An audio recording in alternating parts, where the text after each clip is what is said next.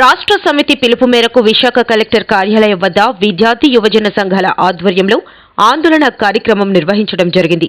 ఈ సందర్భంగా ఏఐఎస్ఎఫ్ విశాఖ జిల్లా కార్యదర్శి యు నాగరాజు, యూత్ కాంగ్రెస్ రాష్ట్ర అధ్యక్షులు రామారావు, నిరుద్యోగ జేఏసీ రాష్ట్ర కన్వీనర్ సిద్దిక్ కలెక్టర్ గారికి వినతి పత్రం అందజేశారు. ఈ సందర్భంగా వారు మాట్లాడుతూ వైసీపీ ప్రభుత్వం అధికారంలోకి వచ్చి 4.5 సంవత్సరాలు పూర్తి చేసుకుని మరో 3 నెలల్లో ఎలక్షన్స్ కోడ్ రాబోతున్నా సరే ఇప్పటి వరకు జాబ్ క్యాలెండర్ ఇస్తానని చెప్పినా ఉద్యోగాలు భర్తీ చేయకుండా నిరుద్యోగులను మోసం చేసిందన్నారు. రాష్ట్రంలో ఉద్యోగ నోటిఫికేషన్ల కోసం లక్షలాది నిరుద్యోగ యువత నిరీక్షిస్తున్నారని, కొందరు తల్లిదండ్రులకు భారం కాలేక తనువు చాలించిన ఘటనలు వింటుంటే మనసు కలిచివేస్తోందని ఆవేదన వ్యక్తం చేశారు.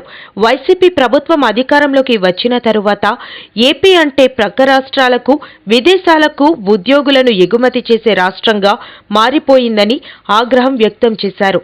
రాష్ట్రంలో నిరుద్యోగుల సమస్యలపై చర్చించి నిరుద్యోగుల మెగా డిఎస్సి మరియు గ్రూప్ కి ప్రిపేర్ అయ్యే నిరుద్యోగులకు వయోపరిమితి 42 నుండి 44 పెంచాలని తెలిపారు.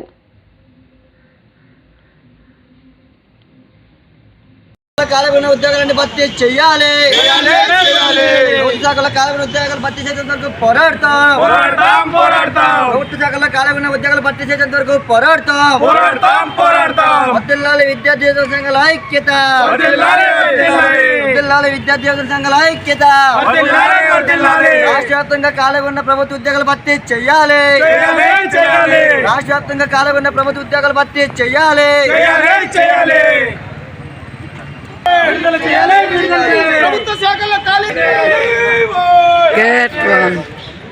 ప్రభుత్వ శాఖల్లో ఖాళీగా ఉన్న పోస్టుల భర్తీ కోసమే పోరాడదాం.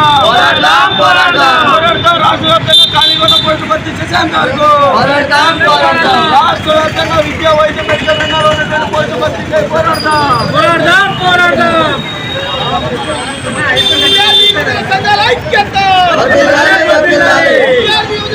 ఐక్యత.